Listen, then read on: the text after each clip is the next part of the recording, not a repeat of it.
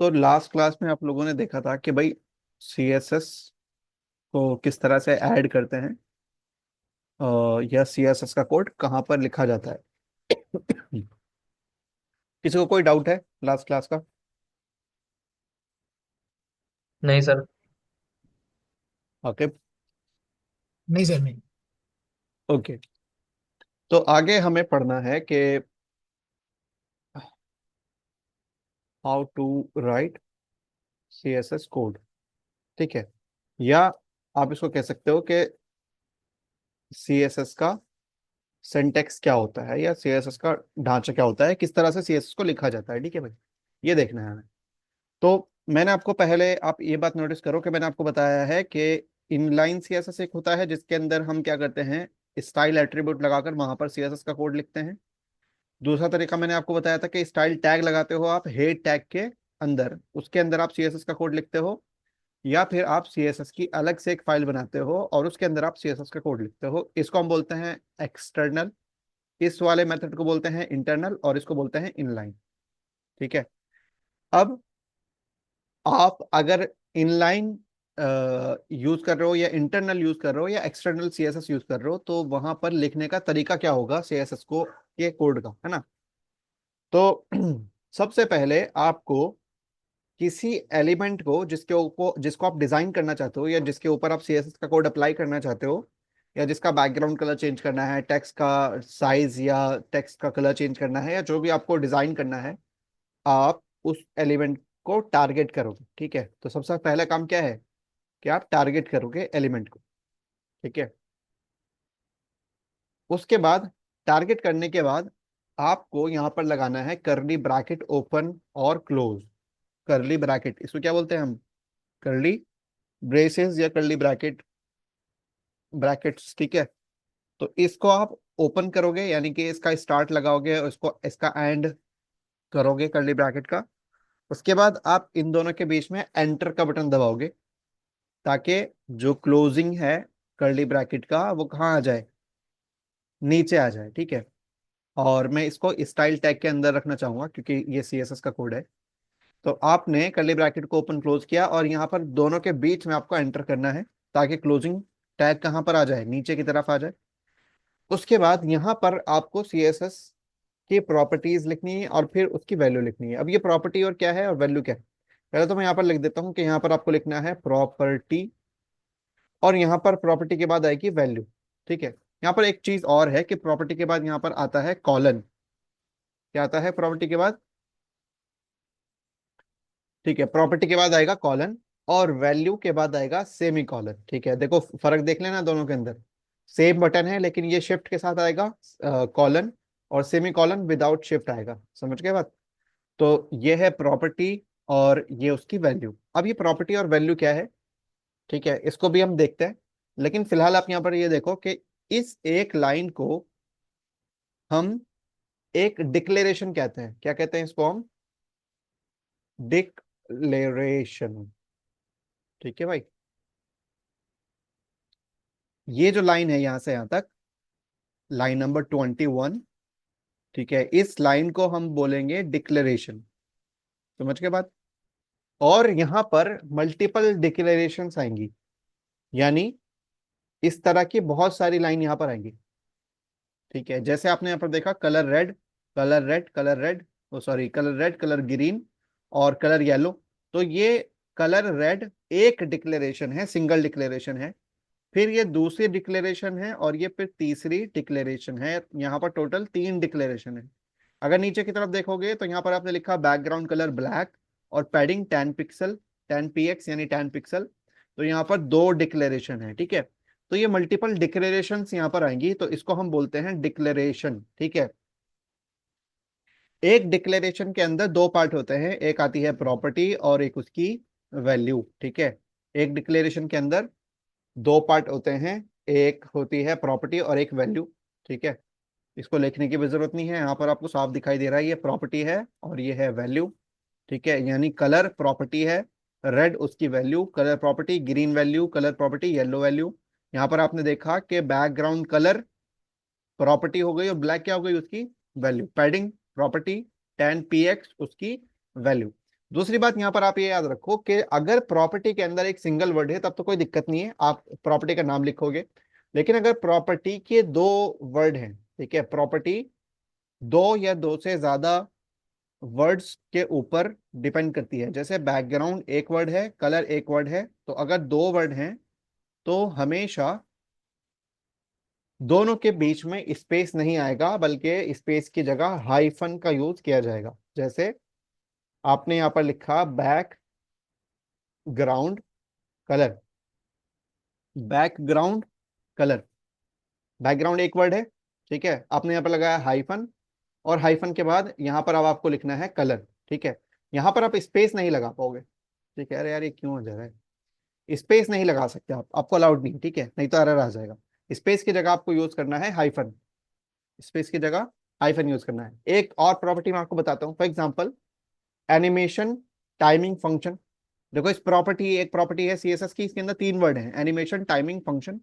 तो हर एक स्पेस को इन्होंने रिप्लेस किया है किससे, हाइफन से। तो यहाँ पर यह बात आपको याद रखनी है कि प्रॉपर्टी के अंदर अगर दो या दो से ज्यादा वर्ड्स हैं तो बीच में जो स्पेस है, स्पेस की जगह आप रखोगे क्या, हाइफन, ठीक है भाई। और यहाँ पर आपकी वैल्यू आएगी, जो भी आप वैल्यू लिखना चाहते हो। फॉर एग्जाम्पल बैकग्राउंड कलर आपने बोल दिया, background colour light light pink, ठीक है। और एनिमेशन टाइमिंग फंक्शन आपने यहाँ पर लगाई, for example is is in या इज आउट, जो आप आगे चल के पढ़ोगे क्या है इज इन इज आउट, ठीक है।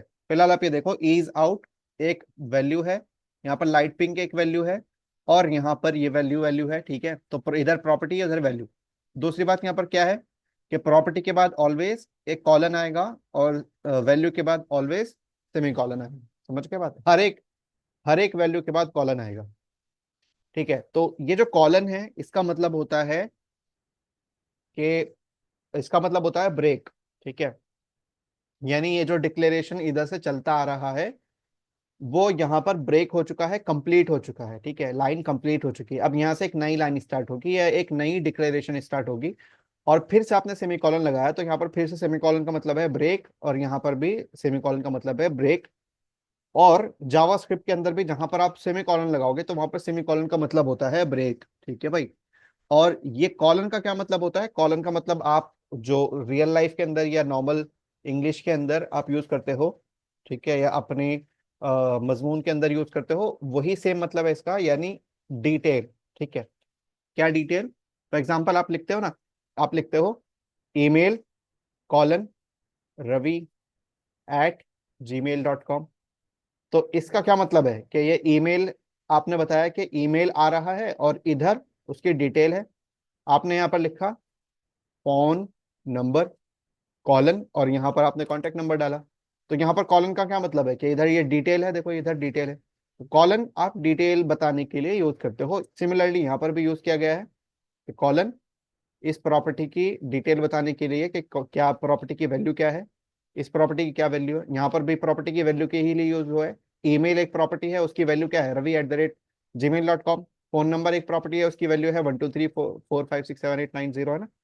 तो प्रॉपर्टी वैल्यू के लिए यूज किया गया है, और यहाँ पर इस पूरी लाइन को एक डिक्लेरेशन बोलते हैं। और यहाँ पर मल्टीपल डिक्लेरेशंस आती हैं, एक सिंगल भी आ सकती है लेकिन मल्टीपल भी आती हैं। तो चूंकि यहाँ पर मल्टीपल डिक्लेरेशंस आती हैं, तो और उन सारी डिक्लेरेशंस को रखा जाता है इस कर्ली ब्रैकेट के अंदर, इस कर्ली ब्रैकेट के स्टार्ट और एंड के अंदर।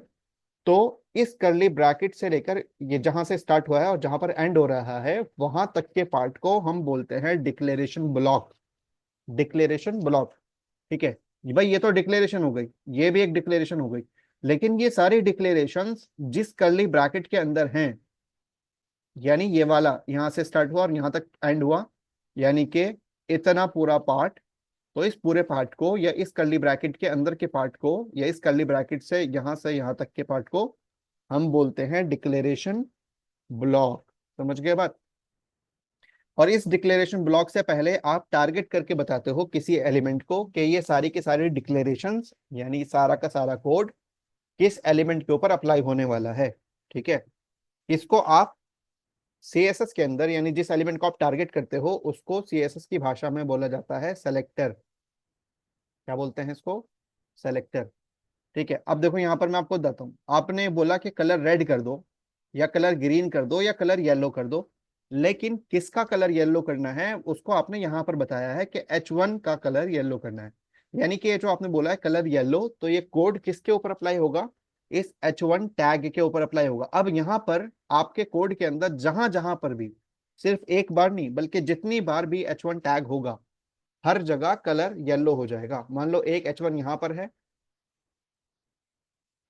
ठीक है, और मान लो एक H1 और यहां पर है, तो सबका कलर येलो हो जाएगा क्योंकि आपने बोला है H1। तो ये सिंगल H1 की बात नहीं है, बल्कि जितने भी H1 टैग हैं सबका कलर येलो हो जाएगा।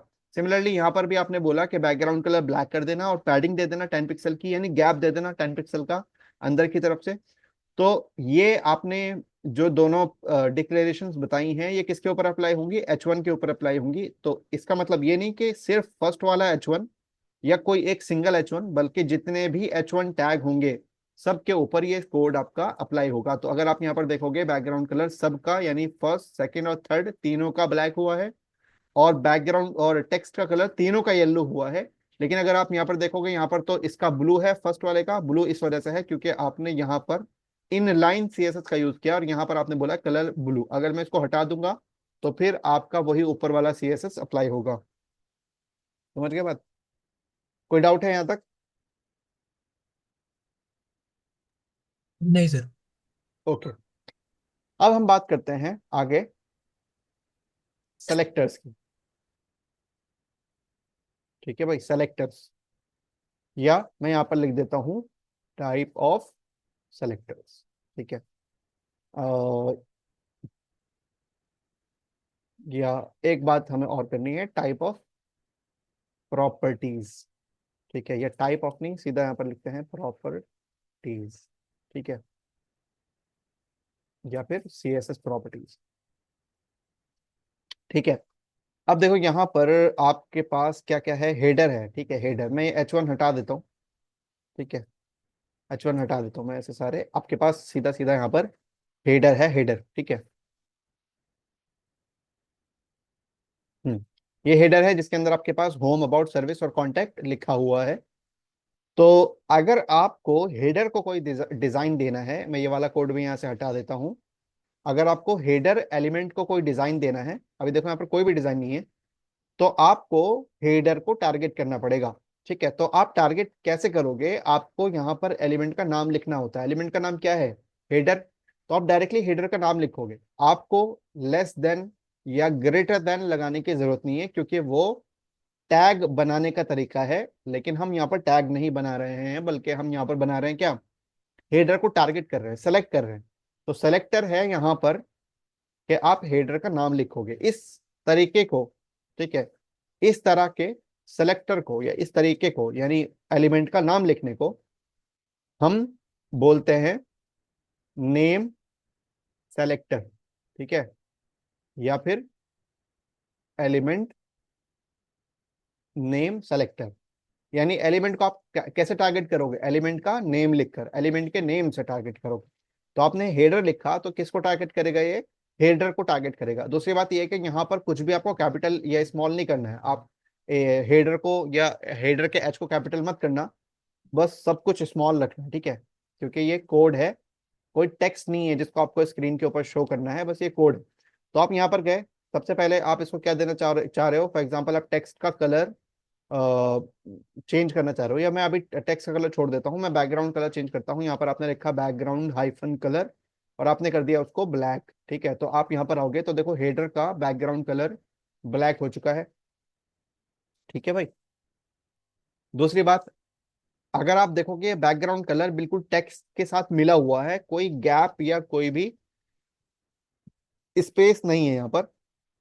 अगर आप यहाँ पर थोड़ा सा गैप चाहते हो तो आपको यहाँ पर लिखना होगा पैडिंग, पैडिंग। ठीक है, कॉलन और सेमी कॉलन लगाया। यहाँ पर पैडिंग कितनी आपको देनी है, कितना गैप आपको चाहिए, तो उसको आप पिक्सल में लिखते हो। किस तरह से लिखते हो? पिक्सल में लिखते हो। पिक्सल मतलब एक बहुत ही बारीक एक पॉइंट। ठीक है, फॉर एग्जाम्पल देखो मैं यहाँ पर एक पॉइंट लगाता हूँ, ये पॉइंट, ठीक है, ये 1 पिक्सल है। ठीक है। अब मैं 10 पिक्सल का मतलब ये है कि यहाँ पर इस तरह के 10 पॉइंट आए, 1 2 3, ठीक है, 4 5 6 7 8 9 और ये 10। तो 10 इतना साइज होगा। ठीक है। तो 10 पिक्सल का मतलब है इतना साइज, ठीक है, जितना मैंने बनाया है। लेकिन असल हकीकत ये है कि ये भी मैंने साइज बड़ा लिया है। ठीक है, क्योंकि ये जो मैंने यहाँ पर पॉइंट रखे हैं, ये जो पेंसिल है उसका साइज काफी बड़ा है। ये बहुत ही बारीक पॉइंट होते हैं, कलर के बहुत बारीक पॉइंट होते हैं। आप इसको इतना समझ सकते हो, 10 पिक्सल का मतलब है इतना, 3 पॉइंट लगभग। ठीक है, मतलब बहुत छोटे छोटे छोटे स्मॉल पॉइंट्स।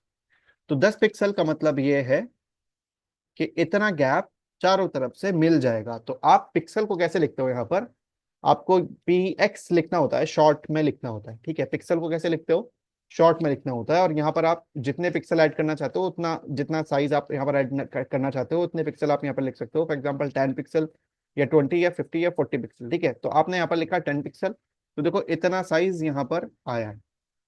ठीक है, मैंने जूम कर रखा है, मैं अगर जूम आउट करता हूँ तो देखो इतना साइज आप यहाँ पर समझ सकते हो। देखो जितनी मैं बात कर रहा था कि 3 पॉइंट की बात मैं यहाँ पर कर रहा था, उतने ही लगभग एक, मतलब ये तो और भी कम है। ठीक है, ये दो, दो ही पॉइंट, समझ गए। तो ये है 10 पिक्सल, समझ गए बात। अगर आपको और ज्यादा बढ़ाना है साइज को, तो आप इसको 20 पिक्सल कर सकते हो। तो आप यहाँ पर देखोगे, देखो बढ़ गया साइज। ठीक है, तो ये है, ये 20 पिक्सल हो गया गैप।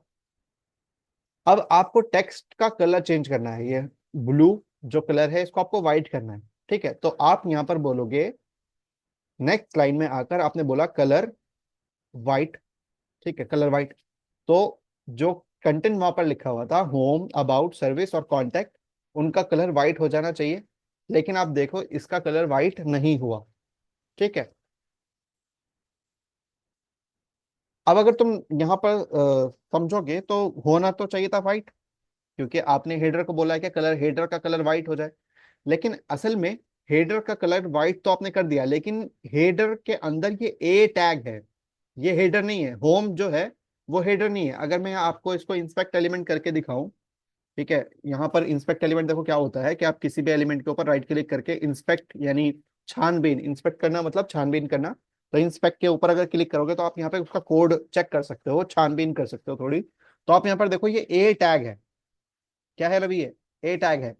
तो ए टैग को थोड़ी ना दिया आपने कलर, आपने तो हेडर को कलर दिया है। अगर आप मैं हेडर पे क्लिक करूं तो देखो हेडर का कलर यहाँ पर क्या दिखा रहा है, व्हाइट दिखा रहा है।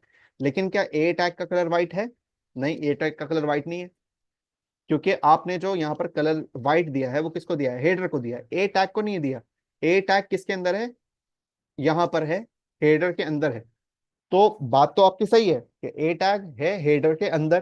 तो अगर मैं हेडर को दूंगा तो हेडर के चाइल्ड के ऊपर भी सेम चीज अप्लाई होनी चाहिए, लेकिन नहीं हुई।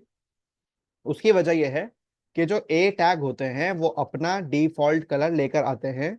लिंक है वो एक तरह का ए टैग। ठीक है, तो जो लिंक होते हैं उनका बाय डिफॉल्ट कलर होता है ब्लू। ठीक है, तो वो अपना ब्लू कलर अप्लाई कर रहा है। तो अगर मुझे ए टैग का कलर व्हाइट करना है तो मैं यहाँ पर फिर से एक नई लाइन के अंदर आऊंगा और यहाँ पर बोलूंगा जितने भी ए टैग हैं। तो मैं ए टैग को कैसे टारगेट करूंगा, ए लिखकर, क्योंकि टैग का नाम क्या है, ए है। अरे भाई टैग का नाम क्या है, ए है ना। तो मैं यहाँ पर टारगेट करने के लिए क्या लिखूंगा, ए लिखूंगा ना बस।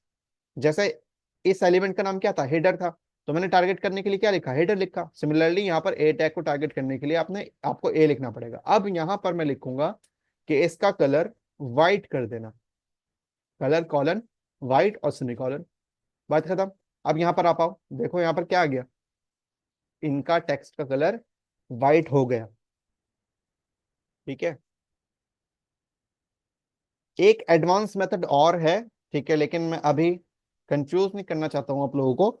वो मैं आगे चल के कल या परसों की क्लास में आपको बताऊंगा। ठीक है, जिसको हम बोलते हैं इनहेरिट।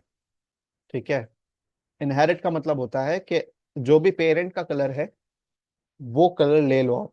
ठीक है, अभी तो आपने ए टैग को डायरेक्ट कलर दे दिया है, इसका एक नुकसान भी आपको झेलना पड़ सकता है। फॉर एग्जाम्पल मैं आपको दिखाऊं, देखो कि यहाँ पर सेक्शन जो है उसके अंदर H2 है, यानी मैं इसकी बात कर रहा हूँ, इसकी है ना। तो अगर मैं इसके बाद कोई ए टैग लगाऊं और यहाँ पर मैं लिखूं लॉरम 4, तो देखो मैंने यहाँ पर एक काफी बड़ा सा ए टैग लगाया है, लेकिन आप यहाँ पर देखो, यहाँ पर गैप तो आ गया लेकिन कोई टेक्स्ट नजर नहीं आ रहा। उसकी वजह यह है कि अगर मैं देखो सेलेक्ट करके आपको दिखाऊं तो टेक्स्ट तो है यहाँ पर, लेकिन उसका कलर वाइट हो चुका है, इस वजह से वो बैकग्राउंड के अंदर मिक्स हो गया, तो आपको नजर नहीं आ रहा है। अब इसका क्या तरीका है? इसका तरीका ये है कि ए टैग को टारगेट करो और उसको ब्लैक कलर दो। हालांकि आपने तो यहाँ पर बोला है कि ए टैग को ब्लैक कर दो, तो अगर मैं यहाँ पर ए टैग को टारगेट करूंगा और यहाँ पर बोलूंगा कि इसका कलर क्या कर देना, ब्लैक कर देना, तो ये फिर से गड़बड़ हो जाएगी। अब देखो ये तो दिखने लगा आपको, लेकिन इस वाले ए टैग का कलर भी ब्लैक हो गया तो वो गायब हो गया। समझ के बाद? तो ये गड़बड़ है। अगर मैं इसका सही तरीका अपनाऊं, और तो सही तरीका यह है कि ए टैग को मैं ना ब्लैक कलर दूंगा और ना ही मैं व्हाइट कलर दूंगा, बल्कि मैं बोलूंगा जो भी पेरेंट का कलर है आपके, वो पेरेंट का कलर ले लो, टेक्स्ट का कलर जो भी पेरेंट का होगा। फॉर एग्जाम्पल आपने हेडर को दिया है कलर व्हाइट, हेडर को कलर व्हाइट दिया ना भाई, तो यहाँ पर ए का जो पेरेंट है वो है हेडर, तो हेडर को कलर आपने व्हाइट दिया है, तो मैंने यहाँ पर ए का बोला है कि आपके पेरेंट का जो भी टेक्स्ट का कलर है वो ले लो, तो यहाँ पर ये कलर ले लेगा व्हाइट। लेकिन यहाँ पर आपको कलर नजर आ रहा है ब्लैक, क्योंकि यहाँ पर ए टैग जो है उसके पेरेंट यानी सेक्शन का कलर ब्लैक है। अब आप पूछोगे सेक्शन को तो हमने कलर दिया नहीं, तो सेक्शन का कलर आपने नहीं दिया, वो बात सही है, लेकिन सेक्शन के अंदर बाय डिफॉल्ट एक ब्लैक कलर है टेक्स्ट का। फॉर एग्जांपल ये, या ये आप देखो, ये जो H2 है या जो P टैग है या जो बटन टैग है, इनका कलर आपने तो ब्लैक नहीं किया, टेक्स्ट का कलर ये तो बाय डिफॉल्ट ब्लैक है ना, ब्लैक है। तो ये पेरेंट के अंदर से ही उठा रहा है ये कलर, पेरेंट का डिफॉल्ट कलर ब्लैक है तो इसने ब्लैक उठा लिया। यहाँ पर पेरेंट का कलर, टेक्स्ट का कलर व्हाइट है, तो इसने व्हाइट कलर उठाया है। बात क्लियर है भाई? फिर से समझाऊं क्या? हाँ जी सर, नहीं नहीं क्लियर सर, है। सही है, समझ आ गया। ठीक है। तो कलर इनहेरिट का मतलब यह है कि अब ए का कोई अपना कलर नहीं है, बल्कि इनहेरिट करेगा। इनहेरिट मतलब विरासत, जो है ना ऊपर से मिलती है, पेरेंट से मिलती है। तो ये पेरेंट का कलर उठाएगा। यहाँ पर हेडर का कलर व्हाइट है, तो ये चारों ए टैग जिसका पेरेंट हेडर है तो हेडर का कलर व्हाइट उठाएंगे, और ये वाला जो ए टैग है वो सेक्शन का कलर उठाएगा, सेक्शन का बाय डिफॉल्ट कलर ब्लैक है तो इसने ब्लैक कलर उठाया है। समझ गए बात? अब अगर मैं देखो एक एग्जांपल और दूं, मान लो यहाँ पर एक नया सेक्शन मैं आपको बना दूं, ठीक है, और मैं इसके अंदर यहाँ पर भी एक ए टैग लगा देता हूँ और मैं यहाँ पर लिख देता हूँ लॉरेम 4। तो आप देखो यहाँ पर ये ए टैग आ गया, ठीक है, इसका कलर ब्लैक है। लेकिन अगर मैं इसके पेरेंट का कलर कर दूं कुछ और, फॉर एग्जांपल मैंने यहाँ पर कलर कर दिया रेड, ठीक है, मैंने इसका पेरेंट का कलर कर दिया रेड, तो चूंकि पेरेंट का कलर रेड हो चुका है तो ये अपने पेरेंट का कलर उठाएगा, तो ये कलर उठाएगा रेड। ठीक है, तो देखो रेड कलर उठा रहा है। अगर मैं पेरेंट का कलर कुछ और कर दूं, यहाँ पर आऊं और मैं यहाँ से कुछ और कलर चेंज कर दूं, ग्रीन कर देता हूँ इस तरह का, तो ये देखो ग्रीन कलर उठाएगा। अगर मैं यहाँ पर आऊं और पेरेंट का कलर कर दूं कुछ ये वाला, ठीक है, तो ये कलर उठाएगा। ठीक है, उम्मीद करता हूँ कि समझ में आएगा आपको। तो ये है। तो यहाँ पर आपने समझा कि एलिमेंट को आप किस तरीके से टारगेट करोगे, एलिमेंट का नाम लिखकर, जैसे आपने ए टैग लिखा या हेडर लिखा, या आपको किसी और एलिमेंट को टारगेट करना है, फॉर एग्जांपल H2 को टारगेट करना है तो H2 नाम लिखोगे, यहाँ पर आप लिखोगे कि फ़ॉन्ट साइज उसका कितना कर दो, 100 पिक्सल कर दो, बहुत ही ज़्यादा बड़ा साइज है लेकिन चलो अप्लाई कर दिया हमने। ठीक है, ऐसे ही अगर आपको टारगेट करना है कि यहाँ पर और है कुछ, देखो ये फॉर्म है यहाँ पर, ठीक है, ये फॉर्म का इनपुट है, तो आपने बोला कि जो इनपुट है फॉर्म के अंदर उसको टारगेट करो और उसके अंदर पैडिंग दे दो 40 पिक्सल। ठीक है, बहुत ही एक्स्ट्रा पैडिंग है लेकिन चलो मैंने दे दी। देखो बहुत ही ज्यादा पैडिंग आ गई है इसके अंदर। मैंने यहाँ पे बोला कि इसको बैकग्राउंड कलर दे देना ब्लैक, ठीक है, और टेक्स्ट का कलर कर देना व्हाइट। ठीक है, तो देखो इनपुट का बैकग्राउंड कलर ब्लैक हो गया और जो भी चीज आप यहाँ पर लिख रहे हो वो व्हाइट हो चुकी है। मैंने बोला कि ठीक है, यहाँ पर काफी है था। तो ये है। अब यहाँ पर आपने देखा कि ठीक है, हेडर को या आपने इनपुट को या H2 को या ए टैग को किस तरह से टारगेट किया। टारगेट करने का तरीका ये था कि आपने डायरेक्टली एलिमेंट का नाम लिखा है, तो उस नाम से जितने भी एलिमेंट होंगे सब टारगेट हो जाएंगे और ये CSS सब के ऊपर अप्लाई हो जाएगा। ये CSS का कोड सबके ऊपर अप्लाई हो जाएगा। मैंने आपको ये भी बता दिया, ये प्रॉपर्टी है और इधर वाली वैल्यू है। प्रॉपर्टी के बाद कॉलन आता है, वैल्यू के बाद सेमी कॉलन आता है। और इस तरीके से टारगेट करने को या इस तरह के सिलेक्टर को हम बोलते हैं एलिमेंट नेम सेलेक्टर। ठीक है। और भी बहुत सारे सिलेक्टर आगे आने वाले हैं, ठीक है, लेकिन फिलहाल के लिए इसी को प्रैक्टिस करना।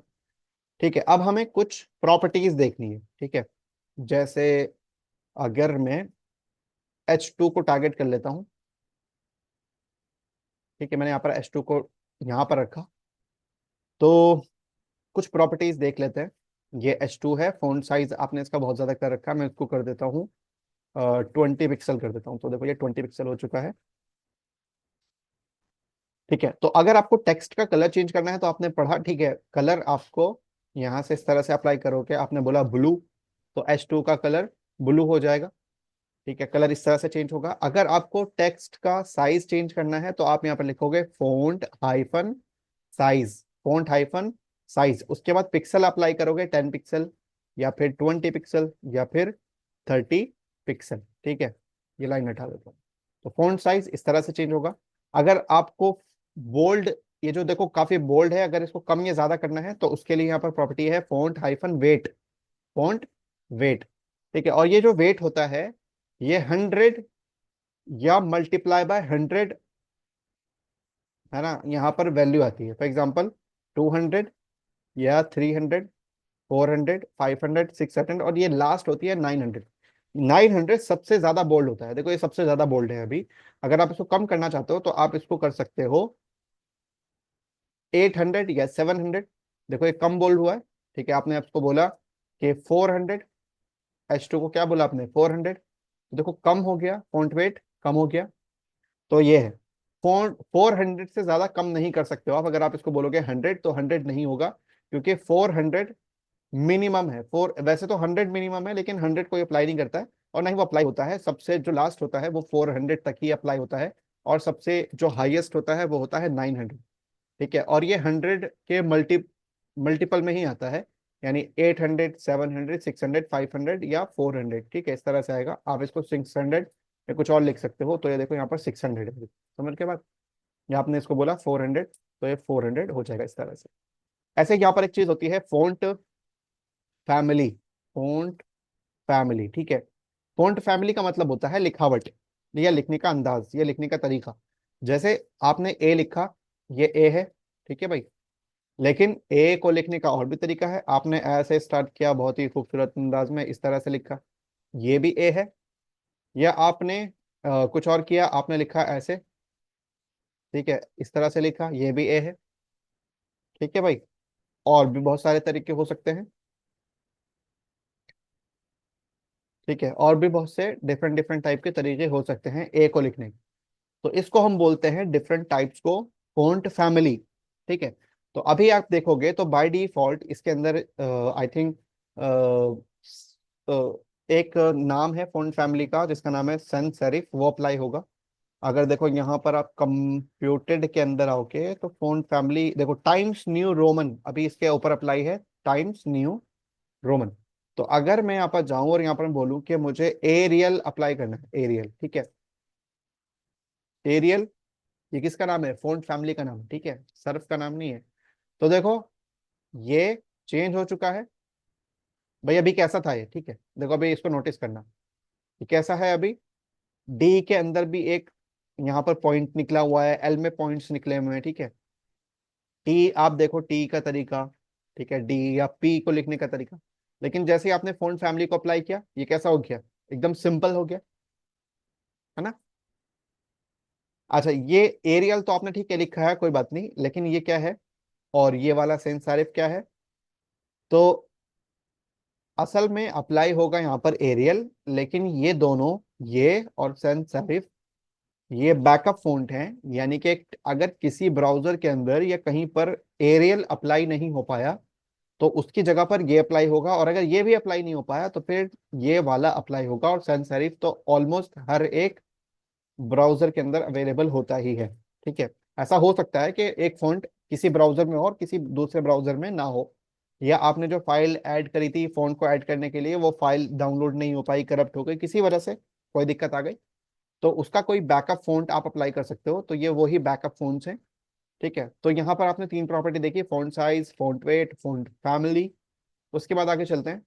यहाँ पर कुछ टेक्स्ट की प्रॉपर्टीज होती हैं, जैसे एक होता है टेक्स्ट अलाइन, एक होता है टेक्स्ट डेकोरेशन, और एक होता है टेक्स्ट ट्रांसफॉर्म। ठीक है, ये तीन प्रॉपर्टी हम देखते हैं। अभी मैं इसको भी कमेंट कर देता हूँ, इसको भी कमेंट कर देता हूँ, और हम देखते हैं टेक्स्ट अलाइन। टेक्स्ट अलाइन का क्या मतलब होता है? टेक्स्ट अलाइन का मतलब होता है कि जो टेक्स्ट है, अभी आप देखो लेफ्ट की तरफ है, किधर है भाई? ये लेफ्ट की तरफ है, ठीक है, राइट की तरफ नहीं है। अगर आप इसको चाहते हो कि राइट की तरफ आए, तो आपको यहाँ पर अप्लाई करना पड़ेगा टेक्स्ट अलाइन राइट। तो देखो इस बार ये H2 किधर आ गया? राइट में आ गया। और अगर आप इसको सेंटर में रखना चाहते हो, बीच में रखना चाहते हो, तो आपको टेक्स्ट अलाइन सेंटर करना पड़ेगा, तो टेक्स्ट बीच में आ जाएगा, H1 का टेक्स्ट बीच में आ जाएगा। और अगर आपको लेफ्ट में रखना है, तो by default left he apply होता है। और आप लिखोगे तो उससे कोई खास फर्क नहीं पड़ने वाला, क्योंकि बाय डिफॉल्ट लेफ्ट होता है। ठीक है, आपने लिखा है तो वो भी सेम ही काम करेगा। आपको अगर लेफ्ट अप्लाई करना है, तो इससे बेहतर क्या है कि आप लिखो ही मत, लिखो ही मत, आप हटा दो। तो बाय डिफॉल्ट देखो क्या अप्लाई हो रहा है, लेफ्ट अप्लाई हो रहा है। और अगर आपको अप्लाई करना ही है, तो या तो राइट अप्लाई करो, या लेफ्ट या सेंटर अप्लाई करो। ठीक है, अभी आपने सेंटर अप्लाई कर दिया, तो सब कुछ सेंटर में आएंगे। उसके बाद हम बात करते हैं टेक्स्ट डेकोरेशन की। तो डेकोरेशन का मतलब सजावट। ठीक है, तो डेकोरेशन के अंदर आप टेक्स्ट के ऊपर की तरफ एक लाइन लगा सकते हो, या नीचे की तरफ, या बीच में एक लाइन ऐड कर सकते हो। अगर आपको टेक्स्ट के ऊपर की तरफ कोई लाइन ऐड करनी है, तो उसको हम यहाँ पर लिखते हैं अपर लाइन। ठीक है, एक second, text decoration overline, overline. ठीक है, क्या बोलते हैं इसको? ओवरलाइन। ठीक है, तो ओवरलाइन में देखो क्या हुआ कि टेक्स्ट के ऊपर की तरफ एक लाइन आ गई, यहां पर भी कॉन्टेक्ट अस पर, और यहां पर भी। अगर आप चाहते हो नहीं नीचे की तरफ कोई लाइन आए, तो यहां पर मैं ऊपर वाली लाइन को कमेंट कर देता हूं, और यहां पर ओवरलाइन की जगह आपको लिखना पड़ेगा अंडर लाइन। अंडरलाइन का मतलब टेक्स्ट के नीचे की तरफ लाइन आएगी। एक यहां पर एक ऑप्शन होता है जिसको हम बोलते हैं लाइन थ्रू। लाइन थ्रू, ठीक है, लाइन थ्रू मतलब टेक्स्ट के मिड से एक लाइन जाएगी। अब ठीक है, आपको ये चीज तो समझ में आ रही होगी कि अंडरलाइन का मतलब क्या है, फोकस है। ये इसको आप फोकस के लिए यूज करते हो, किसी टेक्स्ट के ऊपर फोकस डालने के लिए। और ओवरलाइन भी आप टेक्स्ट को फोकस करने के लिए करते हो। लेकिन लाइन थ्रो का क्या मतलब है?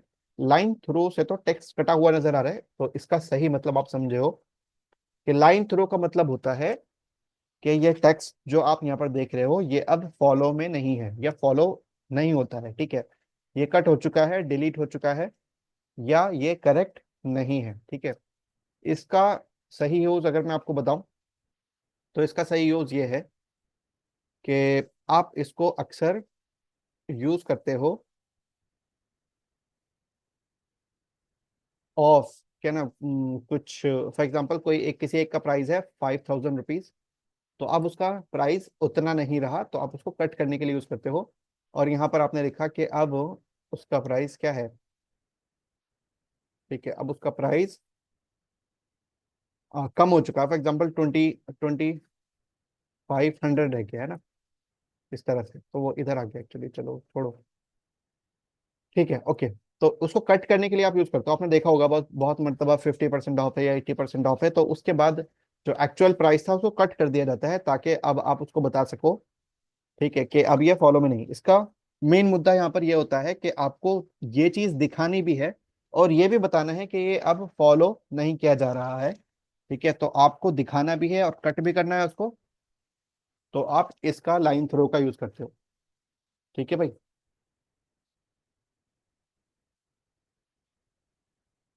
Overline, underline, line through. और एक इसके अंदर होता है कि अगर पहले से कहीं से कोई अंडरलाइन या ओवरलाइन आ रही है, तो आप उसको हटाना चाहते हो, तो आप यहाँ पर इसको कर सकते हो नन। क्या कर सकते हो? नन। तो नन से क्या होगा कि वो चीज हट जाएगी। ठीक है, देखो अगर मैं ये हटा दूंगा, तो पीछे से क्या आ रहा है? लाइन थ्रू आ रही है ना भाई। देखो ये क्या आ रहा है टेक्स्ट के ऊपर? Line through. ठीक है, देखो ये लाइन थ्रू आ गई। लेकिन अगर आप इसको हटाना चाहते हो, तो आपको करना पड़ेगा टेक्स्ट डेकोरेशन नन, तो ये लाइन हट जाएगी। ठीक है, उसके बाद यहाँ पर आप देखो, एक होता है टेक्स्ट ट्रांसफॉर्म। ट्रांसफॉर्म करना मतलब चेंज करना, तो ये टेक्स्ट के केस को चेंज कर देता है। ठीक है, केस का क्या मतलब है उसको भी मैं समझाता हूँ, एक मिनट में। देखो पहले यहाँ पर मैं कुछ टेक्स्ट लिख देता हूँ, लॉरेम 4। ठीक है, ये टेक्स्ट है आपके पास, ये टेक्स्ट है आपके पास। तो ट्रांसफॉर्म का मतलब ये है कि आपने जो लिखा है वो अभी लोअर केस में है या कैपिटल केस में है, ठीक है, किस तरह से है। तो आप उस केस को चेंज कर सकते हो, अपर केस या लोअर केस में। सब कुछ कैपिटल में लिख सकते हो, तो अगर आप यहाँ पर चाहो तो सब कुछ कैपिटल में लिखने के लिए यहाँ पर आपको यूज करना पड़ेगा अपर केस, सब कुछ कैपिटल में हो जाएगा। या फिर आपने यूज किया लोअर केस, तो कुछ भी कैपिटल में बाकी नहीं रहेगा, सब कुछ स्मॉल में कन्वर्ट हो जाएगा। एक होता है यहाँ पर कैपिटलाइज, कैपिटलाइज, ठीक है भाई। क्या है कैपिटलाइज? कैपिटलाइज का मतलब क्या होता है कि हर एक वर्ड का फर्स्ट लेटर कैपिटल में हो जाएगा। इसका भी कैपिटल, इसका डी कैपिटल, इसका एस कैपिटल, इसका एल कैपिटल, और इसका, इस वर्ड का आई कैपिटल। हर एक वर्ड का फर्स्ट लेटर कैपिटल में कन्वर्ट हो जाएगा, ठीक है भाई। तो ये कुछ प्रॉपर्टीज हैं, इनको देखो, ठीक है। आज के लिए बस इतना ही रखते हैं, और नेक्स्ट क्लास के अंदर हम आगे एडवांस सीएसएस पढ़ेंगे, थोड़ा और फास्ट चलेंगे, ठीक है। फिलहाल अभी यहीं तक रखते हैं। सही है भाई, कोई डाउट है कि कुछ पूछना है? नहीं सर। ठीक है, प्रैक्टिस कर लेना है, कोड भी मैं शेयर कर दूंगा, वीडियो भी शेयर कर दूंगा। Okay sir.